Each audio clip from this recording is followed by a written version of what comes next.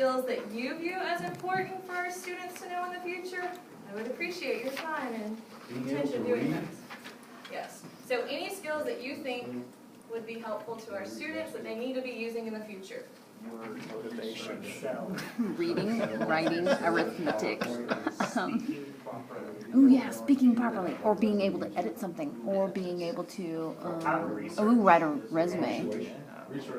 I like all their ideas. How to study, yeah. How to highlight a main idea in a And as you paragraph. saw in the video, they did start to mention Avid. If there are any Avid skills that you think fall under 21st century skills you would like to include, you can include those. How to Google something actually well without entering all of the information in.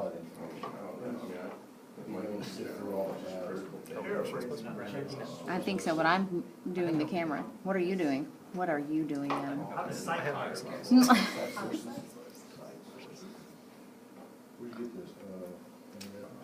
was on Google. Okay, let's take a few minutes if you could just volunteer like 1 or 2 answers. If I go this first group over here.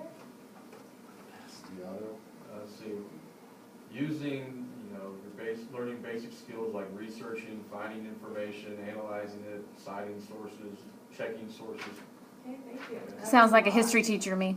Yes, can you go this middle area right here?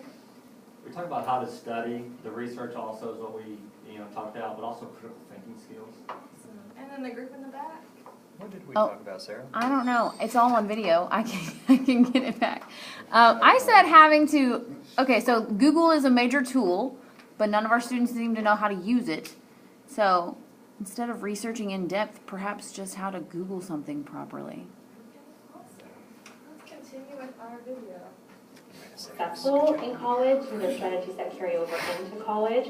They also have tutorials where they are able to learn how to use the inquiry process to solve problems and be able to work through problems on their own. In Avid, we have tutorial groups, and they base you together based on your subjects. With other students helping you solve your problem, it actually helps more than you would think, because you would think that people just tell you what to do, but no, we don't just tell them, do this problem next, do this step next. We ask them questions about it to get them to actually think. Our kids are first generation. They don't have parents who understand the system. They don't have parents who have been through a college process.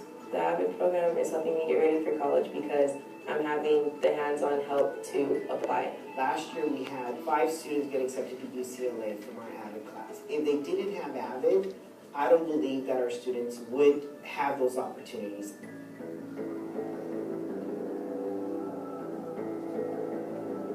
MESA stands for Math, Engineering, Science Achievement. At our school, it takes the form of an engineering class. So what the students are doing in the MESA class is they're really working on a long-term engineering-related project. A lot of the projects are entered in various competitions that are held throughout Southern California. The most important project for me in the MESA program has been the Solar Cub project, which is where students take 6 months to construct a boat powered by 2 car batteries and solar panels. Because none of the projects that we do are capable of being completed by one student by themselves. He had to realize how essential it was to work as part of a team and what it meant to be an effective team leader. MESA has introduced me to the idea of being an engineer, and through the projects that I've been in, I've really developed my ability to communicate, because beforehand I wasn't able to develop ideas that I had and be able to accurately communicate them to other people. And due to time constraints, I'm just going to skip over that rest of that video.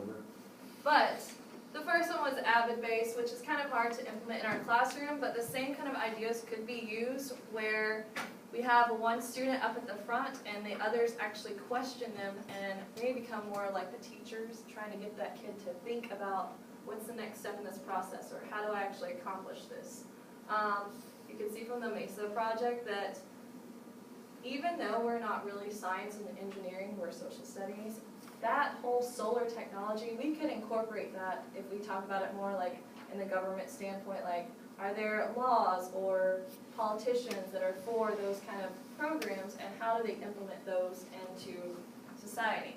The next video is actually in elementary school, but it's more on the level of what we could be able to accomplish in our social studies classrooms. It's going to be using more of your computer-based technology. Can you build a PowerPoint, which I know that several of us have requested our kids to make PowerPoints, and they struggle with just that basic skill of making a PowerPoint. Or sending an email. According to tpac.org, technological